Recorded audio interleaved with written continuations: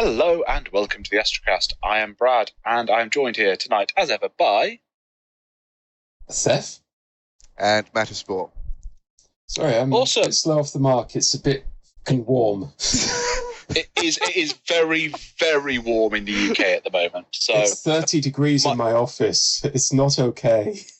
That's too warm. I've just written an email to my scouts, and I just ended it by going, "I'm sorry if this made no sense." It's too warm. The brain is melting out the ears. It's all right. It will be over soon. Like there is grey clouds everywhere where I am, and there's like really dark clouds on the horizon, and the air is completely still, and I can feel the pressure. And there is going to be a storm tonight, and I am so happy about that. Excellent. Under pressure. That leads quite nicely, actually, speaking of storms, to a little bit of news. Very excited for the new Age of Sigmar release. Yes, this coming Saturday. I'm going to try and get the release. I don't know if I'll succeed or not. But yeah, no, I will try and get the release, and then probably clean my car because I'm going on holiday next weekend. Yay! Cool. It should be nice. So, moving swiftly on then to what have people been doing hobby-wise this week? I did a bad thing. I went to Games Workshop last weekend, and I got one of the McFarlane Toys unpainted Sisters of Battle. And she has been sat on my desk looking at me going, "Fucking paint me, heretic." And it will eventually happen. I'm going to do her in, obviously, my own sister's chapter colours, order colours, the Order of the Azure Flame, which is dark red armour, white tabard and cloth, and black trim with blue purity seals. Nice. So yeah, that's going to be fun. Other than that, I've been building things, mostly Ideneth stuff, because I have hobby attention deficit and cannot stick to one project right now. So I've built an Alupex, and will soon have built an Achelian King, and I got the crab from all of that hype from the Underworld's warband. I've got the rest of the warband, but that doesn't matter. I have the crab. I shouldn't yell that too loudly because people will take it out of context. You probably shouldn't have just loudly announced that you have the crab twice. Yes. Okay. But I've also been playing. We'll ignore that. Been playing with Lego, and Lego is always good. Realizing it's always a good thing. Star Wars Legion and Lego are basically the same scale, so we may play Legion with Lego at some point. Because with that's dangerous knowledge. Yeah. Especially when you realise that when you take a weapon damage on a unit, they can just have that weapon taken off. Yep. Oh dear. That's cool. That's my hobby, really. I have finished my alchemist. He now makes things blow up with alarming regularity, which is very nice. Yay. And I've started work on an Order of the Beast Cavalier. The reason I chose the Order of the Beast is because it currently means that I can turn my horse into a dire tiger. And once I hit level 15, I can turn my horse into a dragon. Which is a good thing. This pleases me. Oh yes, this pleases me greatly. Especially since it doesn't actually place any limits on what kind of dragon I can turn my horse into. It only places a size limit. I'm pretty sure there's a friendship is magic and magic is heresy reference in there somewhere. Oh, probably. But meh. I'm too warm to try and make it. Well, anyway, yeah, that's mine. I was going to just cheat and level up Overseer Birch from the City of Jewels campaign for the Cavalier, but then I thought, no, we can't have that. For a start, it has to be a lady, so that already excludes Birch because Birch is a guy. And for a second, I wanted to try a more interesting order, and then I found one that lets me turn my horse into a dragon. So, yeah, I don't care about much anything else, really. That's fair. Cool. So, hobby I've done since last week. I finished off my unit of the Knights of the White Wolf. Well, I'd say finished off. There's a few bits I might go and touch upon them. But I also played a game of 6th edition Warhammer Fantasy Battles at the weekend. 2 games, actually. Shit. Awesome. Yeah. How did you find that? It's good. I think I need to play a bit more to kind of get a grip of it. And I made a few very silly tactical decisions. The key bit was ignoring the ogre... the ones with the cannons. I've forgotten the name. Lead belchers. Lead belchers. Yeah. Yeah, I forgot. Yeah, you don't want to do that. Well, no, they fired at me, and I forgot they can reload. Yeah. I thought they only got one shot. Oh dear. So it was an interesting game. I charged the ogres with my far too powerful knights. My captain then decided to challenge the ogre brute to a duel, hoping that I had Van Horse Spectrum, the necklace of mirrors that switches your profile with theirs. Oh, okay. Pretty cool.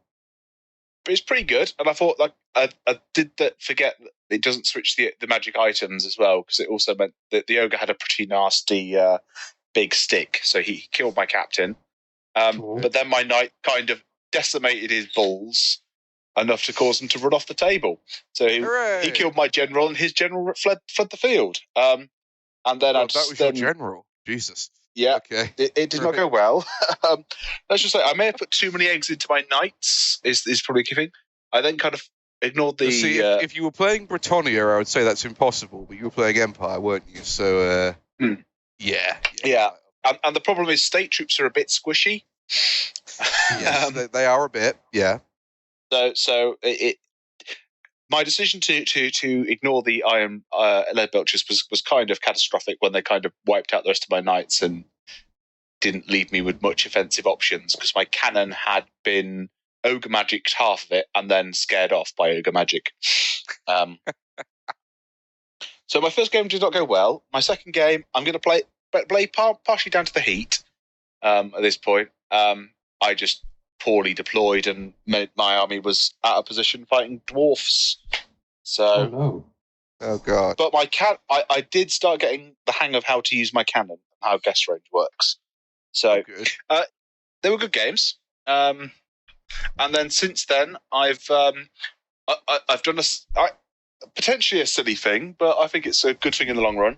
I've given myself a moratorium on buying new kits. From the 19th of this month, after I've ordered Dominion, I'm not buying a new kit for a year.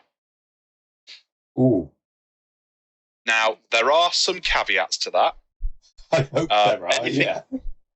Anything that is expressly limited edition, so if they do like a limited edition Primaris Lieutenant or the Christmas model, those are allowable. Stuff that is always sells out and will be a nightmare to get, for example, Curse City expansions, those are allowed. And the Old World starter set. I ummed and ahed whether to include the new Horus Heresy starter set as well, but I thought no, that's harsh enough. That's being too lenient. There is also a get out clause. If I have painted everything in my backlog pile and there's nothing in the box, then I can buy myself something else. Also, gifts do not count. So, birthday and Christmas, if I might get Warhammer from my brothers or whatever, that is allowed. But so if there's something you desperately want, you just beg one of us to grab it for you. As long as I don't pay you after the 19th of June, 2022. Or we do it in some form of barter system. I was going to say service in kind, yeah. Service in kind, yes, exactly. And of course, my brain immediately goes to the filth, so yeah. Oh, dear. So, as part of the... buy you this, and in return you will print me these. That works. Yeah, so it covers buying like STL files. I've said, like, if it's an Arcane Minis doing another Kickstarter, that's fine, but anything else is no. So I think I've been harsh enough that it should help me clear my backlog pile. And then in the spirit of clearing backlog, I am currently working on 5 heavy intercessors and a intercessor captain with heavy bolt rifle. Yay. Those the guys from the Pariah Nexus box? Yes. Cool. Those are the ones in the Pariah Nexus, which I split with Theff a few months ago and was like, right, let's start with some of the more recent new kits I've acquired. Let's get these done. So, yeah, let me know. They're going to be Ultramarines, of course, but they're not going to be second company. So I don't like the idea of all of my captains being second company because that makes no sense. There are only 10 captains canonically. So they are going to be third company. Third company, the captain is Master of the Arsenal. So him being in Gravis armor and leading a load of Gravis dudes made sense to me. Yeah. So expect when you fight my Ultramarines, it might be a mix of first, second, third, fourth, 10th, all of the colours. I mean, that's pretty cool, honestly. Excellent. Yeah. I'm trying to be good and actually put transfers on and all that kind of stuff, which I'm not always great at doing. The other, I also got some surprise miniatures the weekend. Wilco turned up. Wilco, host of Hat of Many Things on this channel, turned up at the Warhammer Day with a bunch of old Battlefleet Gothic minis. Oh, sweet. So I have a couple of. It's not enough really to play a game with anything, but it's certainly enough to, if I get bored of painting boys in blue or whatever, to be a nice change of pace. So I've got a couple of Imperial frigates, a couple of Eldar frigates, a couple of Orc frigates, and a Blackstone Fortress. Oh. Which I'm quite looking forward to painting the Blackstone Fortress. Quickly find a rock, write Cadia on it in Sharpie, and throw the Blackstone Fortress at it. No. No. It's quite looking forward to doing the Blackstone Fortress.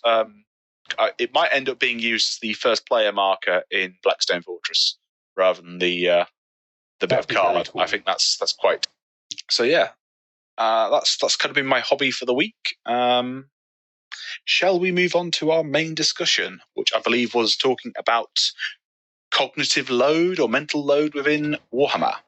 Yes. How much stuff you got to cram in your brain to make the game work? Yeah. Or how much paper you have to have on the table to make the game work? Yeah. So, yeah, the thought here being that, well, we should probably give some context for all of this discussion, because most of us started with 3rd edition, where the amount of crap you had to have in your brain was not a lot. And I think it's safe to say that as the years have gone on, and as our mental capacity has deteriorated somewhat as we got old, it has become increasingly difficult to manage big games of things like 40k. I don't think that's an unreasonable statement. The one little I will say, maybe not required reading for this discussion, but I would strongly advise going and watching Arbiter Ian's video on the mental load in 40k, because he does a really good breakdown talking about systems within the game and kind of why 7th became a horrible mess. So yeah, as you say, most of us started with 3rd.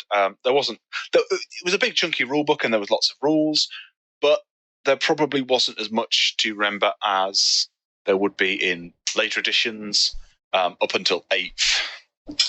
There was nowhere near as much, and to be perfectly honest, if you get a cool rule book for each generation, you will notice that they get noticeably thicker as time goes by.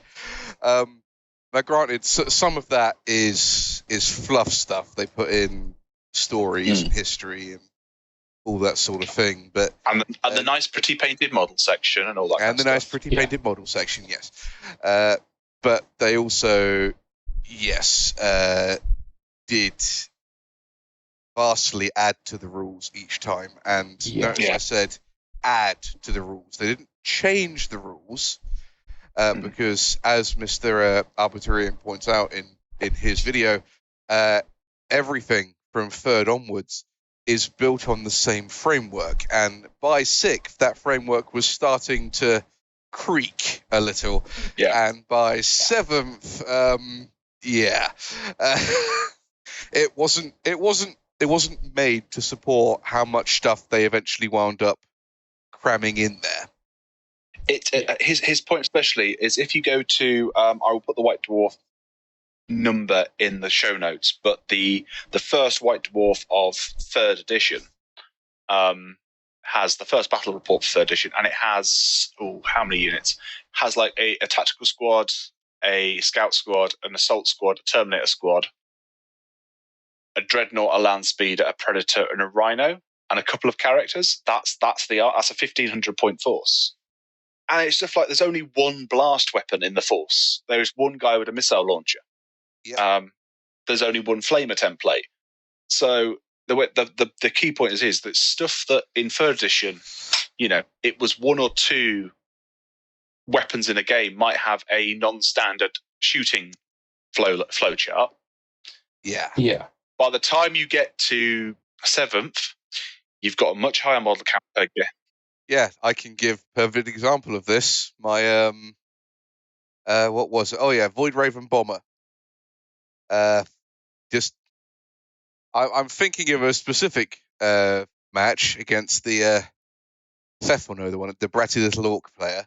We had a bit of an argument over exactly how blast templates work, because 4 of them hit his great big central block unit of orc boys at once. And there was a nice big clump of them where they were closer together than normal, where I could fit I think about 11 of them, get 11 hits off the blast template. So naturally I just put all 4 blast templates there and generated 44 hits. His argument was that only the first one should be put there, because then I should do the first one, remove the models, and then put the second one on. And we eventually wound up having to call the staff member over to discuss how this worked. And his answer was, nope, apparently they all hit at the same time, simultaneously, hitting the thickest clump and multiplying it out over the whole unit. I suppose that's the thing to bring up. So third edition, technically flyers and super heavies existed. Yes. But they were very much limited to the Citadel's Journal and the Imperial Armor books. And the models themselves were a couple of £100. It's not something you would see at games night. You wouldn't see flyers, you wouldn't see super heavies. Nope. So and then a bit later on, what generation was it that skimmers were introduced in the main thing? So skimmers became a separate thing in 5th, I believe. That was 5th. Jet bikes definitely became. So when you're in 3rd edition, you have infantry, cavalry, bikers, tanks. I think those are the unit types. I think that's it. Yeah. And then 5th, you get monstrous creatures. You get jet bikes. I mean, I think vehicles does as break. well. When was Beasts? Was that 6th? Beasts they came in 4th, even. 4th, Beasts and cavalry. Yeah. Now, in some cases, you can kind of see they made sense. So the jump between 3rd and 4th, one thing they do is they kind of replace the fleet of stuff. So if you go through the early 3rd edition codexes, a lot of units will have, the Eldar have fleet of foot, the 200 have fleet of claw, Rough Riders for the Imperial Guard have fleet of hoof. Now, all these rules mean the same. Yes. But they just took it all and basically took it all out of the codices and put it in the central rulebook as this is fleet. This is what fleet does. Yeah. If it says in the codex that it has fleet, this is what it means. Yeah. Now that works when you've got less than 10 or even maybe less than 20 main kind of rules. Yes. How many of those universal rules did we have by 7th? Because I think it was above 40. It was painful. I remember they were on page 58 of the rulebook, and they were just a lot. And that becomes a problem when you've got so many universal special rules that you've got 3 or 4 pages of them in the rulebook. To kind of rein this back to an example, I have the 3rd edition rulebook on my shelf. It's a very lovingly read, very well read rulebook, and it sits very close to the box set of 3 books that made up the 7th edition rules. Now, in 7th, they did the nice thing of breaking down the rules between the rules, the artwork, and kind of the fluff. And it was 3 books. It was very nice. But the 3rd edition rulebook, with all of the art and fluff and everything, is still only slightly larger than the core rules for 7th, which contained none of the art or the fluff or anything. And it's interesting because you're making the example of flamers and blast weapons and stuff. Even by the end of 3rd edition, going into 4th, we could see that starting to fall apart. Because my Witch Hunters army for, end of 3rd, start of 4th, there was a flamer and a heavy flamer in every unit of Sisters, because I was that guy. Can we pause for a second? I want to grab something that's slightly out of reach. And Mataspore has returned from his quest. What did you go and get? Yes, he has. Oh, I went and got I went and got some reading material. I went and got the rules, which has a lovely picture of a Drukari homunculus on the front of it that I'd quite forgotten about, just so I could get some reference material. And I also got the little mini version of the fantasy rulebook, because that did the same thing. But yeah, let's just want to find the page of all the special rules and how it all works. And well, actually, no. You know what?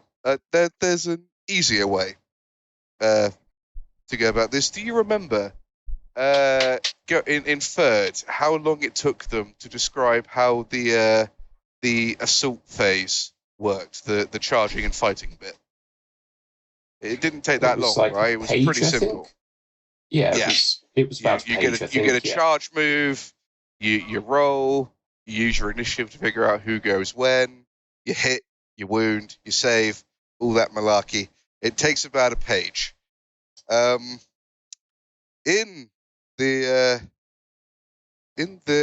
newest rulebook, before it all changed, the assault phase takes 1, 2, 3, 4, 5, 6, 7, 8, 9, 10, 11, 12 pages.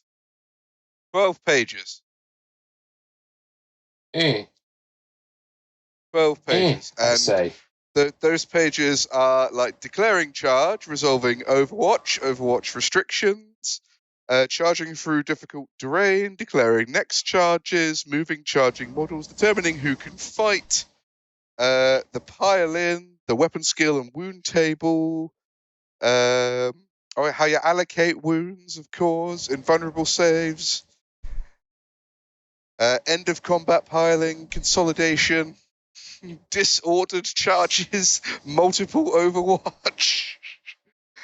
Oh god, and then you get onto your fight subphase. Yeah. So essentially, that's one phase. That's one phase of a turn. Jesus Christ.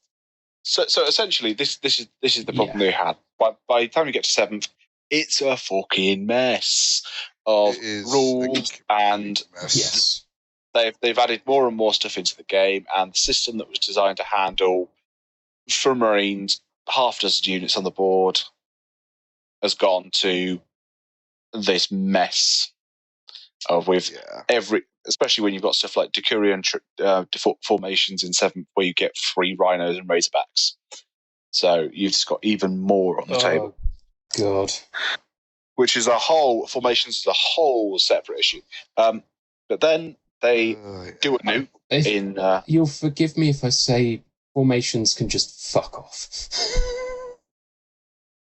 I will defend formations slightly.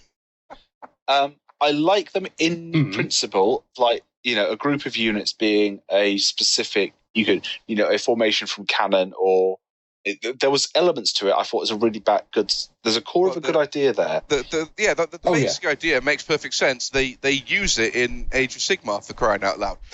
This is where I was going to go. If you put restrictions on exactly what you can take, and in return you get these spicy special rules, which are a great deal of fun and sometimes hideously and you have to pay for them, don't you? And you have to pay for them. Yes, they cost a certain amount of points, so you cut into the amount of models you can take as well. Is how formations should have worked. Yeah, that's the way they should have done it. But then we have the coming of 8th edition, and quite possibly the best edition of the game I've played. Now, I do want to go back and play 3rd. Yeah, I would say I do want to go and try like a couple of the milestone editions. So I want to try 2nd, because 2nd is a very different game to 3rd, because 2nd is even more detailed. God, yeah. But again, 2nd is just a completely different beast. Like the jump from 2nd to 3rd wasn't putting new stuff on an old frame. It was kicking the old frame out the window and saying, this is what we do now. But again, you have a much lower model count in 2nd. 2nd, the core rules for 2nd are the Necromunda rules. Pretty much. There is extra stuff in the Necromunda rules, but the 2nd edition rules.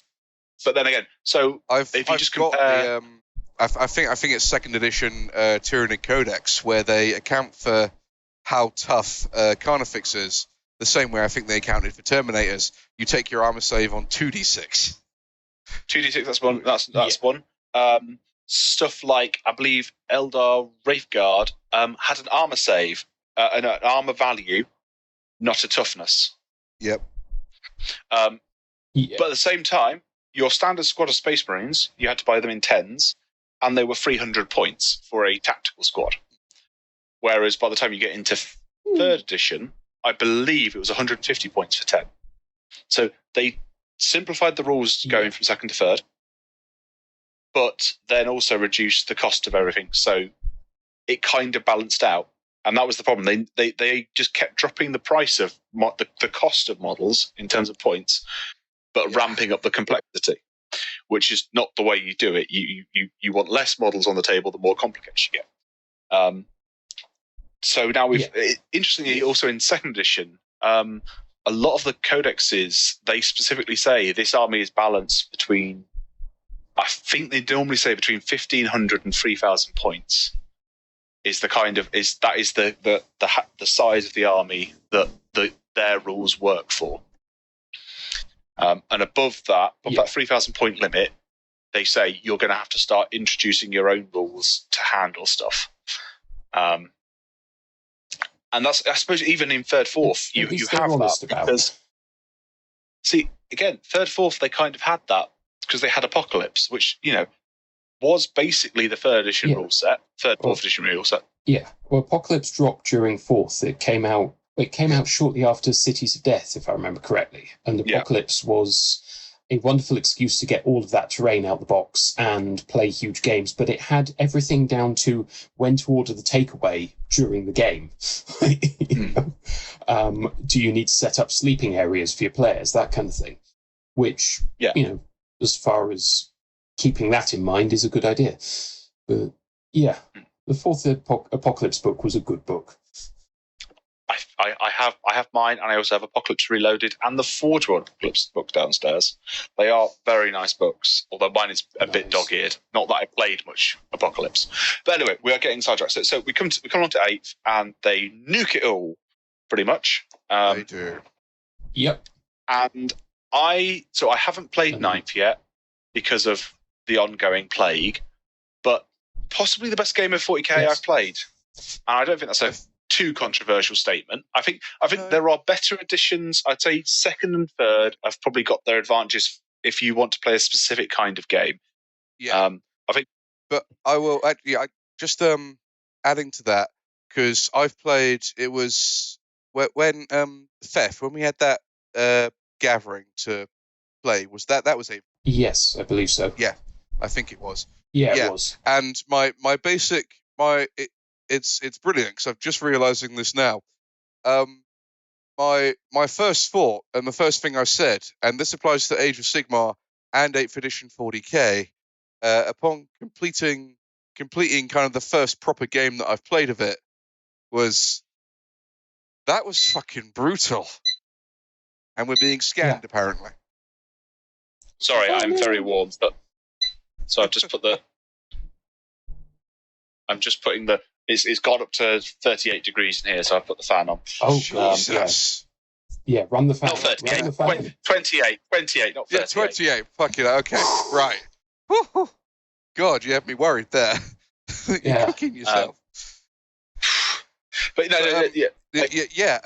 but basically, that like I said, the thought that went through was that was fucking brutal. Let's do it again. Yeah. Because we literally, and they weren't small games. I think in both cases they were either 1,500 or 2,000 point games, and we absolutely ripped each other apart over the course of about 4 or 5 turns, and it only took about maybe 40 minutes. Yeah, which was compared to how a game like that would have gone, how I know it would have gone in 7th. No, there isn't really a comparison.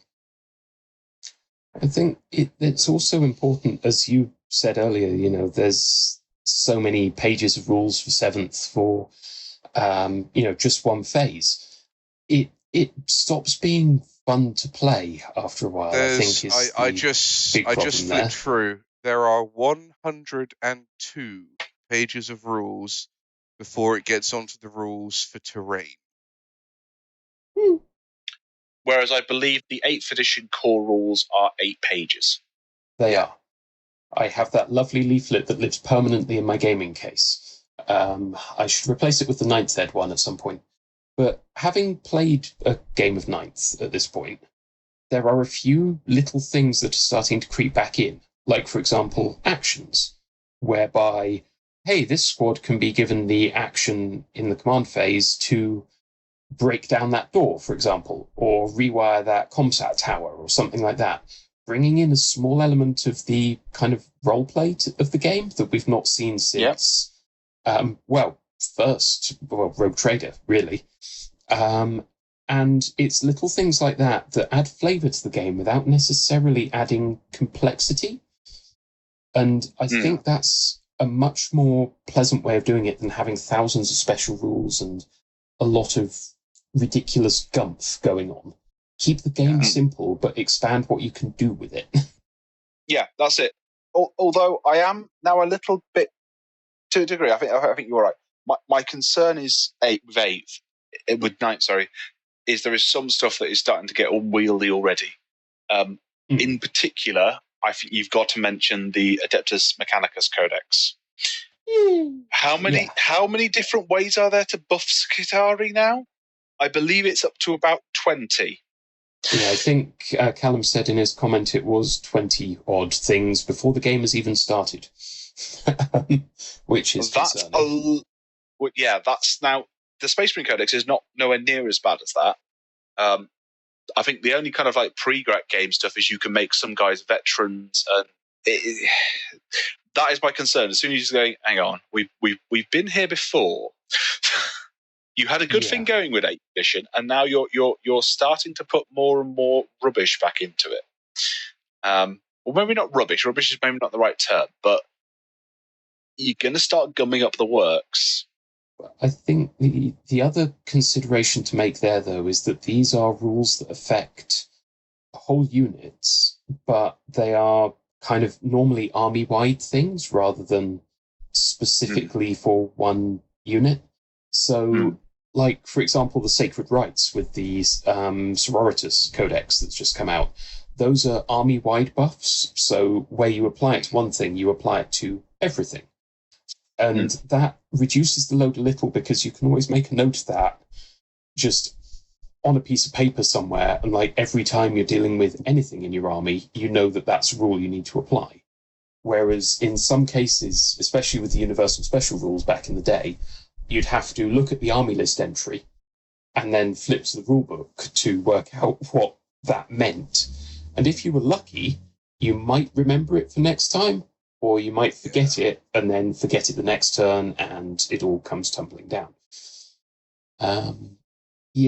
I think that's going to be the difference with Ninth, is that what they're adding is army-wide rather than just, have this unit, have this extra special rule that you're going to have to refer to yet another book for. If they keep it like that, it should be fine, I hope.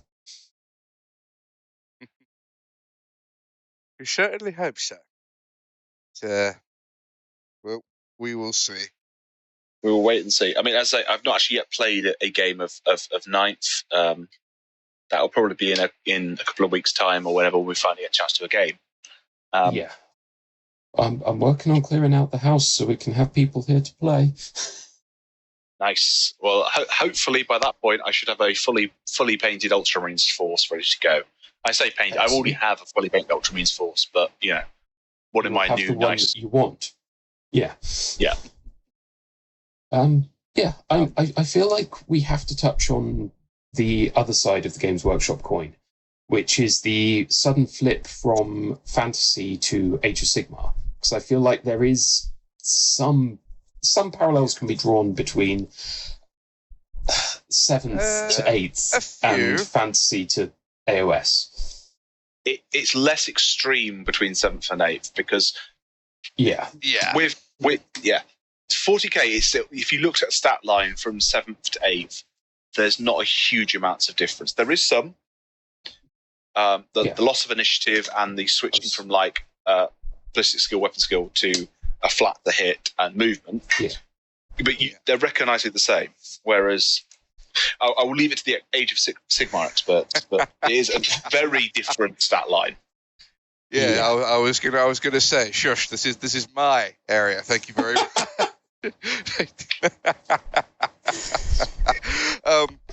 But yeah, I was there at the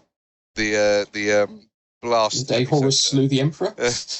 No, resist. Don't be silly. No, the day the Warhammer Fantasy World blew up, like literally blew up. Forget killing one guy.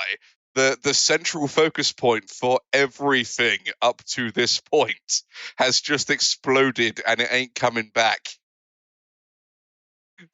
Until Forge World release it in 2 years' time. Well, or until you go do what you just did, Brad, and play the earlier editions. But yeah, the change from Warhammer Fantasy to Age of Sigmar was sheer, was abrupt, was, for my part at least, because I don't pay that much attention, completely unexpected. And I after a good deal of thought, I do honestly think I can say something that it really, really needed. I believe we touched on this in our Old World episode. I think we did too. Although on that particular one, I think I was focused a lot more on the whole kind of.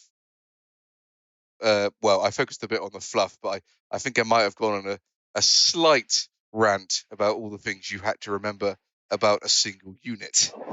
Yes.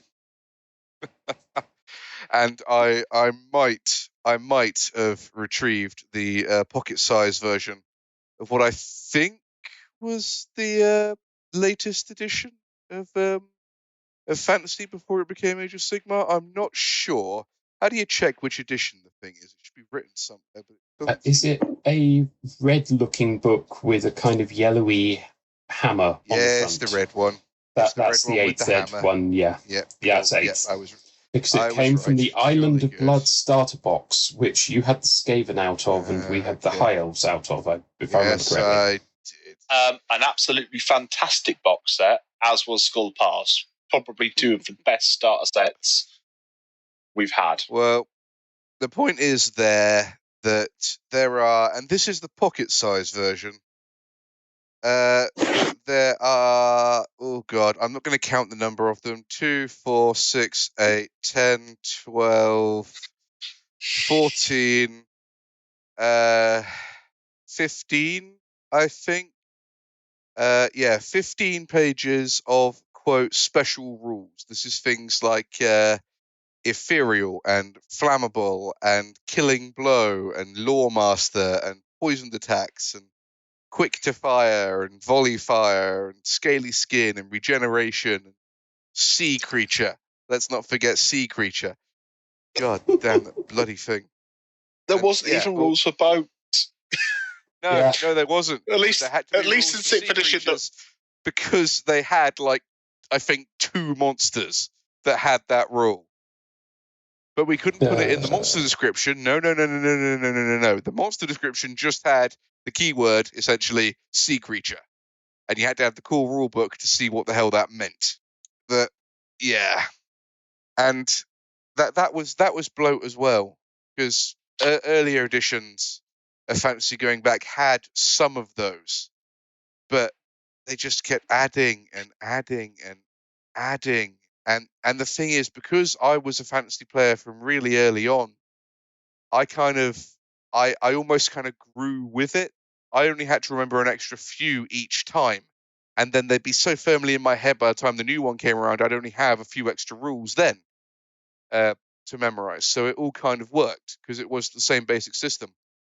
But when Age of Sigmar happened, I did feel that same twinge of pain that I know the great neckbeard masses also felt when their precious rules and their knowledge of all the systems and everything were ripped out from under them, and suddenly literal children could keep up with them in the playing of this game that they'd been the undisputed sweaty masters of for the past 5 years. I'm sorry, but but yeah, I did feel that, but then I did that whole introspection thing, and I realized that great big block of rules that I did take not a substantial amount of pride in knowing, it didn't look like a set of reasonably simple click by click, stage by stage rules to your average newcomer to fantasy.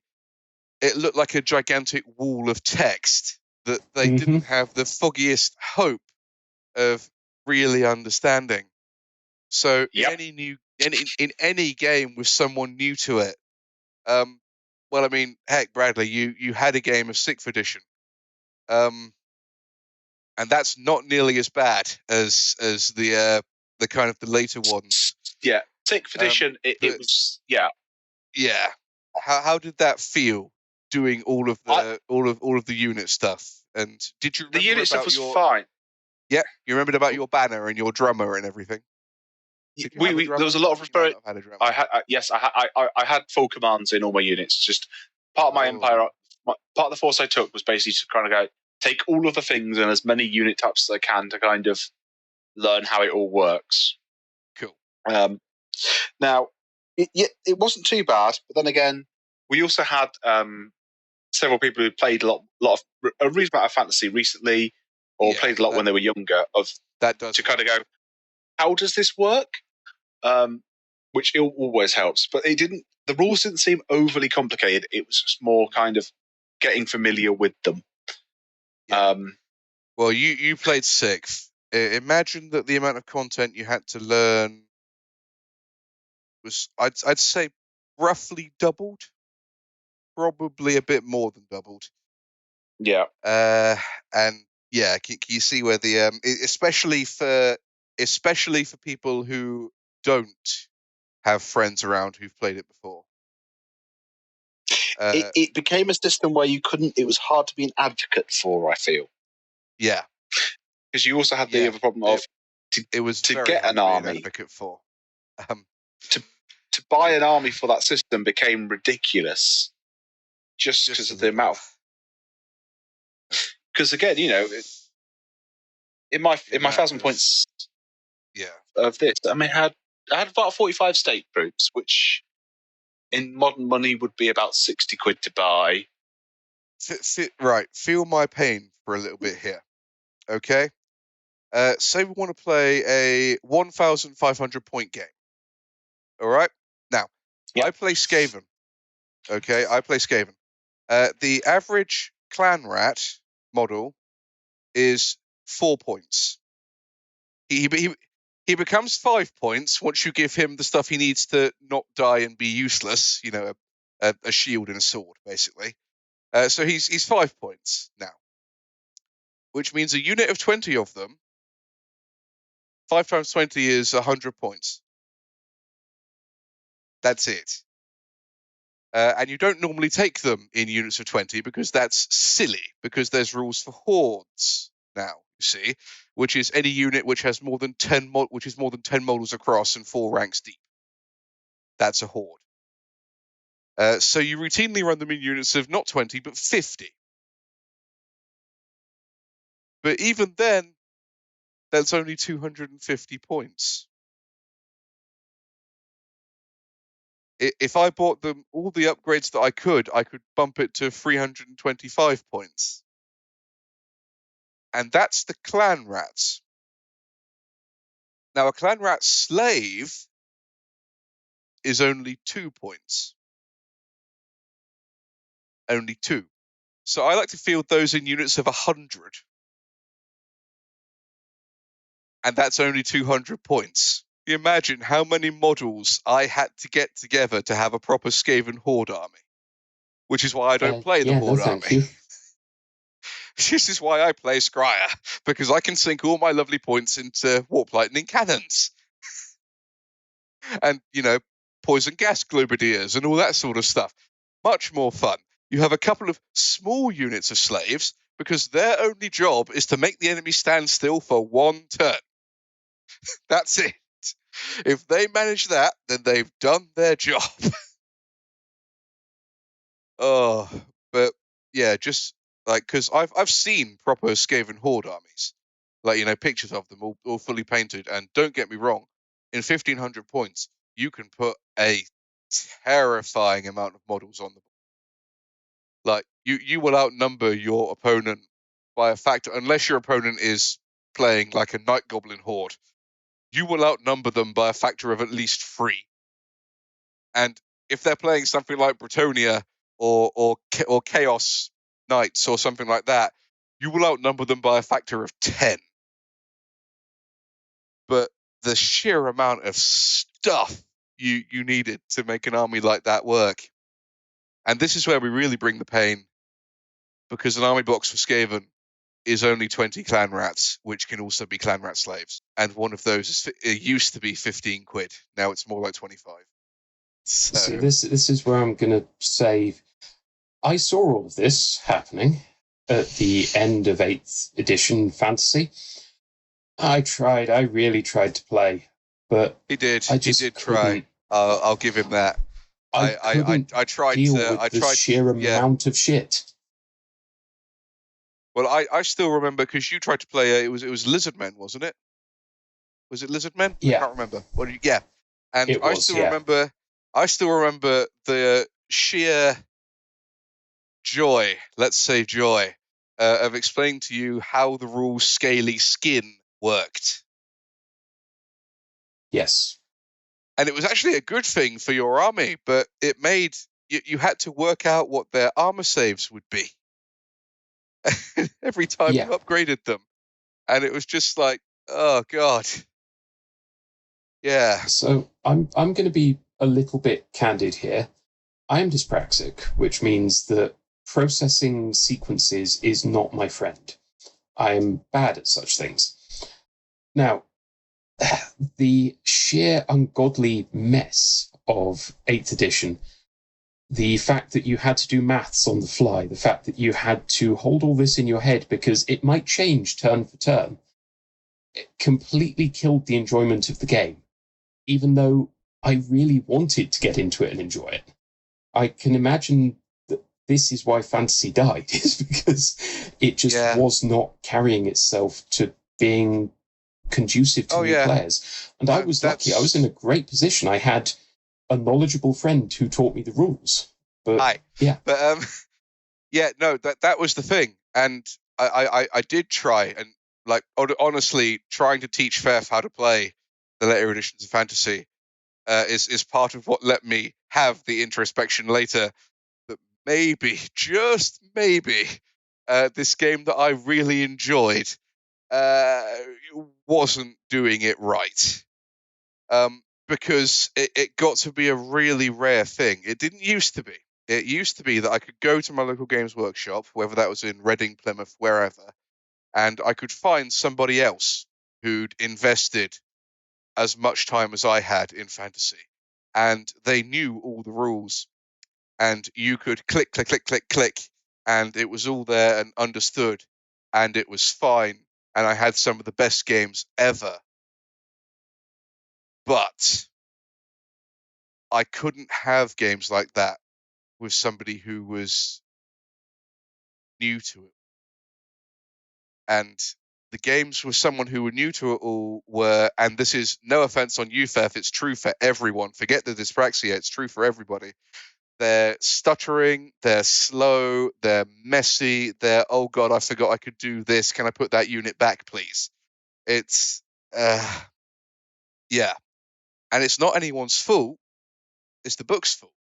It's the rules' fault. Mm. If I look at them with try and yank out the eyes of a fresh newcomer and plonk them into my head and look at it that way, and it's like, oh God, I was expected to remember less from my school exams. My science textbook in A-level science was maybe, I don't know, 60 pages? Maybe? It wasn't that big. And then you compare it to just how much text you had to go through. And yeah, I like I said, this is kind of my closing statement of it. And to any of my people out there, my fellow neckbeards, I am one of you. I am. I was there.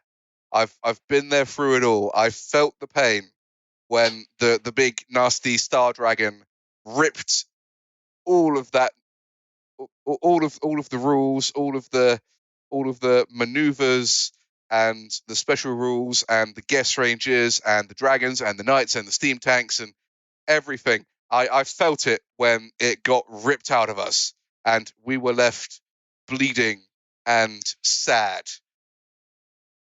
But you don't have to be sad, because Age of Sigmar is good. Yeah, I know you don't want to believe that it's good because it hurt you. But it hurt you to heal you. It's good. We can play with the regulars again. I know a lot of you don't like them, but they are people just like you and me. And we can be with them again. We're not alone anymore. You need to put inspiring music behind that bit. Oh, I can do that. But see, yeah, you've touched on a beautiful point there, because I always measure a game by how easy it is to teach someone to play. Like, say, Cards Against Humanity. You can very easily teach people to play a hand of Cards Against Humanity in a matter of minutes, and everyone will get it. People will have a good laugh. People will be horrifically offended, and yay. And back in 3rd edition, I could teach the kids in my school club how to play 40k in half an hour. Like, it was easy to throw down and play. And as the years went on, it got harder to just teach people how to play the core rules without having to have a lot of aids and everything else. Yeah, I will add one more thing. I know I said I had my closing statement, but the thing that really actually got me on the side of Age of Sigmar is a really simple thing. I've got quite a few cousins, and one of the younger ones mentioned that he wanted to get into playing Age of Sigmar. Well, not even Age of Sigmar. He wanted to play Warhammer, because I'd spoken about. I'd mentioned it a few times around him. He thought it sounded. he was like a 7 at the time, like young kid. He's a fair bit older now. This is a while ago. This is near the start of Age of Sigmar. So his parents bought him a very basic Stormcast set. It was basically just a couple of units of them. And he had fun painting them. And then he asked me if I'd play a game with him. And I was still fairly new to Age of Sigmar was fairly new at this point. But we worked out roughly that the points value-ish of all his units was roughly equal to my Hellpit Abomination. Nice. And he really wanted to fight my Hellpit Abomination. So we did. We basically just put our models about 20 inches away from each other, and just said, "Yeah, let's fight." And here's the thing: we played through that very, very simple game. He won because I failed my "it will not die" roll. But we played through that really, really simple game, and not once did the 7-year-old have to ask me for help. Oh, like that's a ringing endorsement. Yeah, because he could read the rules. They were only a couple of pages long, and the Stormcast, like my Hellpit Abomination, granted, had some extra rules tagged onto it, but not enough to complicate the game, and that was on my side. His guys were very simple, very basic. He knew what he had to do to move them, to hit me, and what to do when I hit him. I can play a game of this with my family. Yeah. Like, I couldn't do that for the older games. So I suppose that there's two things to cover now, I feel. One, so I've not really looked into the rules for Age of Sigmar Third. I want to learn how to play it and say I'm going to pick up Dominion, and this will be the year I learn how to play Age of Sigmar properly. Mostly because I love the sound of Path to Glory. The Path to Glory campaign system, I just go, that sounds awesome. Look up 2 Plus Tough's video on it, but it's very... I like games where it gives you a point to the fight, and I feel not only gives you a point, but it gives consequences as well, and those consequences are pretty bloody brutal. The fact that, your units can just die and they might not come back. Oh yeah, like I said, my first kind of big game with Age of Sigmar was against Dark Mouse and his Nurgle army. And like I said near the beginning of this, the response was, that was effing brutal, because we both lost like 90% of our forces so quickly. In Path to Glory, the example the guy uses is, if you have a unit of 20 clan rats and 10 of them die, you have to make a dice roll for each of those, and on a 1, that unit is dead in the campaign. And in the next game, you only have 8. So if you roll 2 1s, you only have 18 clan rats in the next game, unless you rest that unit or try and restore it. But essentially, damage you take in previous games adds up. Yeah. So not just to characters. So in the Crusade system, characters can take wounds, but your squads don't take it in the same way. If your squad's wiped out, they get a battle scar, which is some kind of negative modifier for them. But it also, the other thing I quite like with what's in the Crusade system is you're building your territory. You're building a kingdom almost. So you choose a starting territory. It was interesting to call back to 6th edition's campaign system, where you have limits on what you can take. So it's 3 heroes, 1 monster, 1 wizard, 1 priest, 1 reinforced unit, 1 war machine, and 1 allies unit in your starting game, in your starting order of battle. So the example is, so if you take a Chaos Sorcerer Lord or Manticore, that's 1 of your heroes, that's your wizard, and your monster. And then the territories you take over will increase those limits, and you can upgrade your territories to make them better. You can build up your stronghold, and you go on. It's got the kind of war cry quest systems. So there's a lot in it that made me go, that's a cool system. So third is the edition I will be getting into. Mildly annoyed for Christmas. Before Christmas I picked up the AOS 2 book. Admittedly, it only cost me $10 off eBay, and Stormcast and Cities of Sigmar. Mildly annoyed by this, but never mind. Yeah, but it's all good. Those will still be the rules for a while. Let's face it, for cities at least. Yeah. Although there are rumours that cities are getting a redo. Yeah, because a lot changed in Broken Realms. A lot. Yeah. So, yeah. I kind of hope they don't change them too much. I'm not a big fan of the current free guild kit. I've built it a few times. I'm not the biggest fan of it, so I'm not too. I prefer the style of the older Empire. I think they just have cooler uniforms as opposed to the jumpsuits they seem to be wearing in that kit.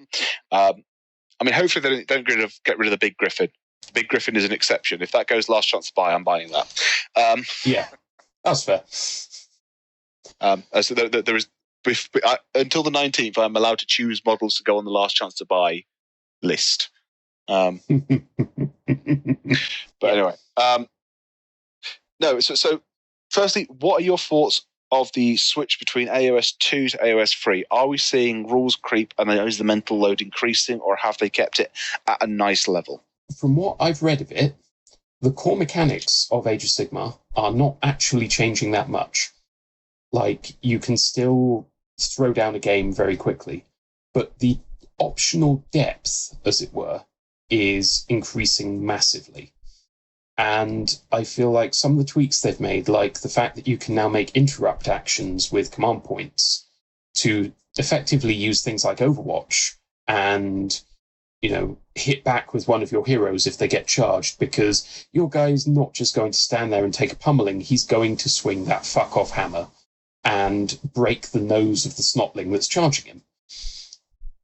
I like that. I feel like, yes, it's a little more to remember, but at the same time, it would go with the flow of the game, rather than being, I need to remember that I'm being charged from my flank, and therefore I have X, Y, and Z to remember, and my save will be modified by blep.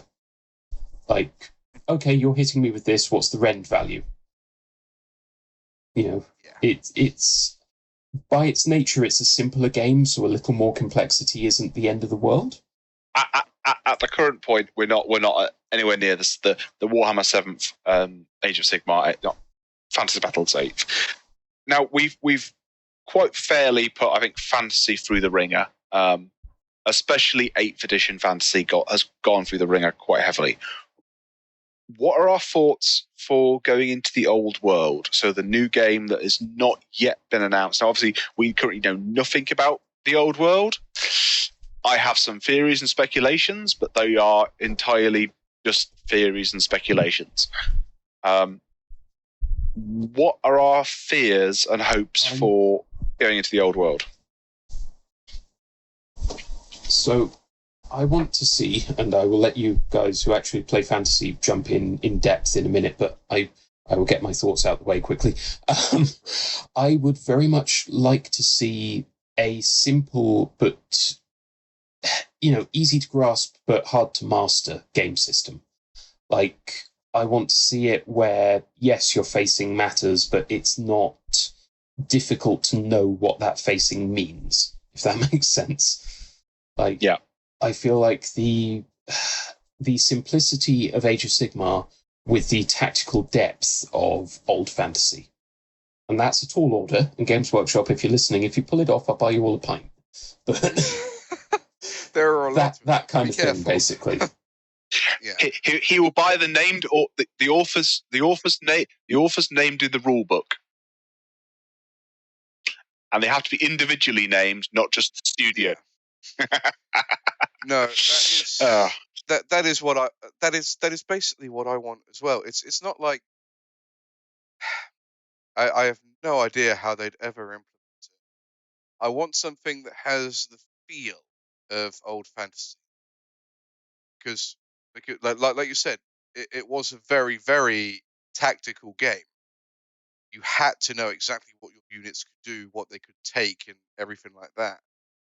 I want that back, but I want that back without it being completely impermeable to everyone else. And I don't know how they're going to do that. So here's just interesting one more point. So I know I'll link the YouTuber, but did some predictions for the old world. Now, he kept his predictions quite vague, but there is quite a big debate over scale. Now, would maybe the feel of old fantasy be better served by a smaller scale? So I'm not saying as small as War Master was, but a more, as I say, reducing the size of the miniatures, and therefore changing the nature of the game a bit more and going more for the kind of almost historic style of rank and flank rather than the units of individual models. I'm in the camp of keep it at 28 mil. I'd say it's probably a 60-40 split between whether it will be 28 mil or 15-10 mil. But yeah, I'm curious to get Mataspore, especially his thoughts on that one. To be perfectly honest, the answer to what I think work best is I don't.